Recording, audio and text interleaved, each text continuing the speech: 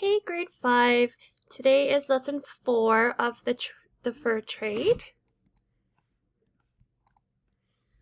Today you're going to be making a trading card.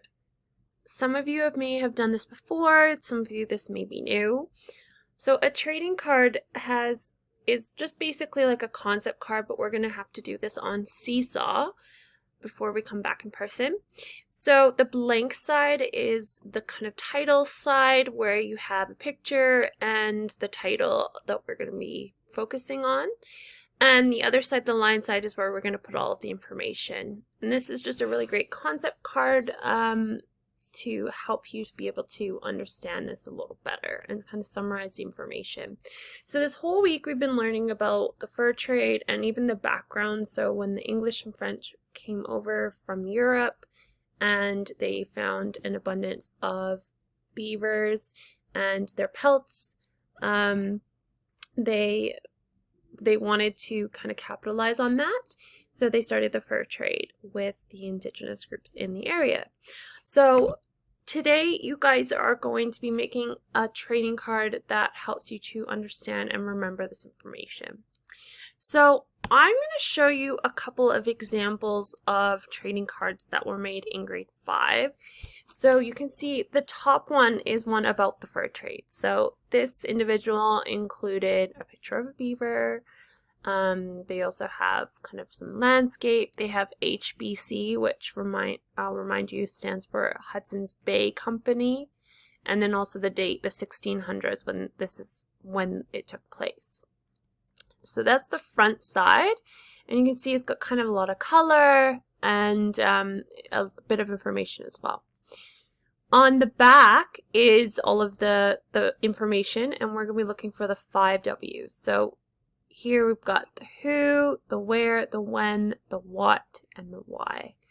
And as you can see, like it could be like a short list, like who, the First Nations, Europeans, Hudson's Bay Company. Or it might be more of a sentence, like here, why. Beaver pelts were traded for goods with the Europeans. So it doesn't need to be all written in full sentences, but there may be ones where you need to write it into a sentence. Another example of a really good trading card is the bottom one. So this one's not on the fur trade. This is actually on the European explorers that came over to Canada. So we did learn a little bit about that this week. So again, you've got your kind of your title side with a really nice picture and some color. And then on the back, you've got some information. So it's on the explorers, who, where, when, what, and why. I will include the one example in the Seesaw post so you guys can kind of take a look at it.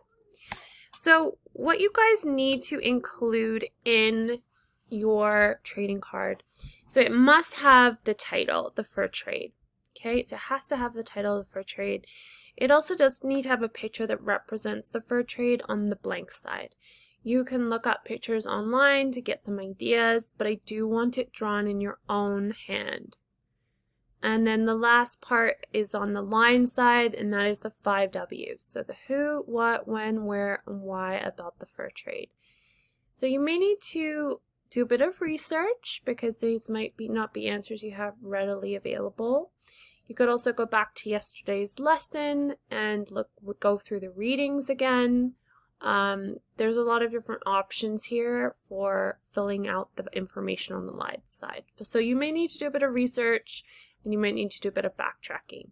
So those are the things you need to include on your trading cards, and I'll remind you it will look like this in Seesaw. So on the blank side, you're going to be putting the title and a picture of the fur trade, and then on the back side, you're going to have the 5 W's about the fur trade. So that's all you're going to be doing today, guys. Please reach out if you need any help.